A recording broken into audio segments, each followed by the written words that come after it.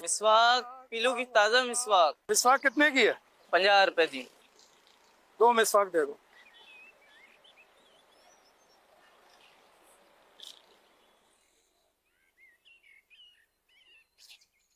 آپ مسواک آپ کے منہ میں تو دھاتی نہیں ہے.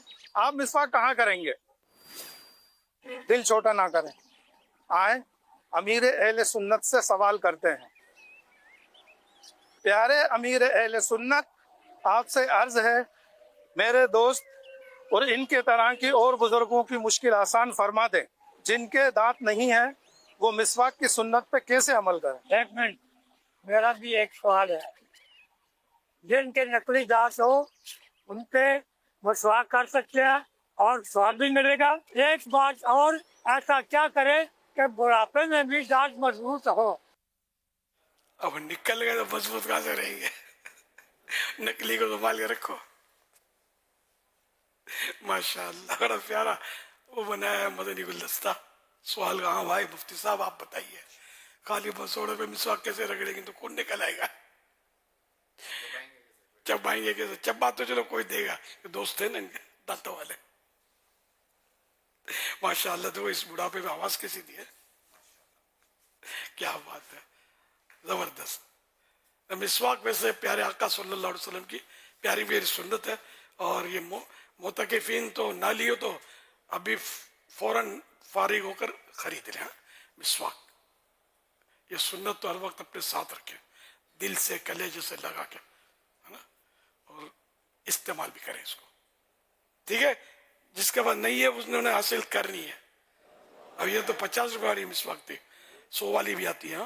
جیسی مسواک یہ پیلو کی آواز دی تھی انہوں نے، اور تھی بھی پیلو کی، تو وہ افضل ہے. پیلو کی مسواک افضل ہے.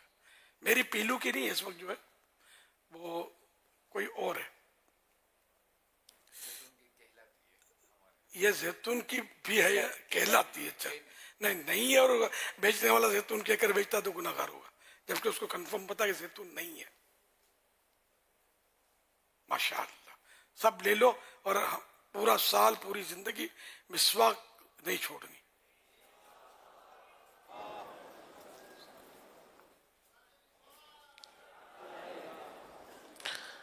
کتب فقہ کے اندر اس بات کی صراحت کی گئی ہے کہ اگر کسی کے پاس مسواک نہیں ہے یا اس کے دانت نہیں ہیں تو پھر مسوڑوں پر وہ موٹا کپڑا جو ہے وہ پھیر لے، اور یا انگلی سے مسوڑوں کو صاف کر لے، وہ پھیر لے، تو یہ مسواک کے قائم مقام ہو جائے گا.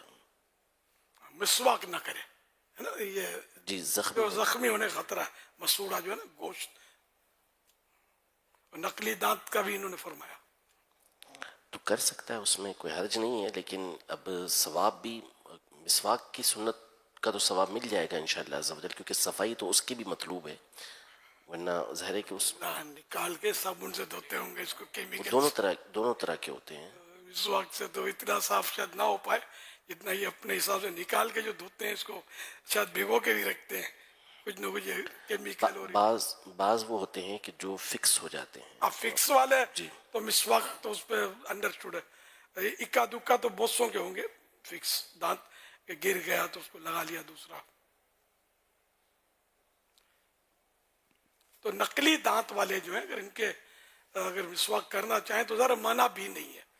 اب ذرا کتابوں میں تو پڑھا نہیں ہے اس کا کہ بھئی نقلی دانت والے بھی مسواک کریں، ان کے لیے اسی طرح سنت ہے، اسی طرح ثواب ملے گا، اس کا کوئی پڑھا نہیں ہے کچھ. لیکن کریں تو ذرا منع بھی نہیں ہے. بظاہر تو ایسا لگتا ہے کہ چونکہ صفائی کی تو اس کو ضرورت ہے، مسواک صفائی کا ایک ذریعہ ہے. نیت ہوگی تو اللہ کی رضا بھی حاصل ہوگی، اللہ پاک راضی ہوگا. اگر نیت نہیں بھی کی مسواک ثواب کی، ویسے ہی مسواک کی تب بھی وہ جو طبی یعنی کہ میڈیکل جو فوائد ہیں وہ اس کو حاصل ہوں گے. صلو علی الحبیب صلی اللہ علیہ محمد. رمضان پیکج بھی کیسے نکالیں مدنی چینل نے، آدمی سانس روک کے دیکھے کہ یہ بزرگ کیا کر رہے، کیا کہہ رہے. اپنے بزرگوں کو مدنی چینل سے وابستہ کر دو، اور یہ سب دیکھا کریں تو انشاءاللہ آپ کے گھر کے ماحول میں بھی بہتری آ جائے گی. اگر کوئی مسئلہ ہے گھر کے ماحول میں، تو اس بزرگ کی وجہ سے ان کی آخرت کو بھی فائدہ ہوگا، آپ سب کی آخرت کو اور دنیا کو بھی فائدہ ہوگا انشاءاللہ۔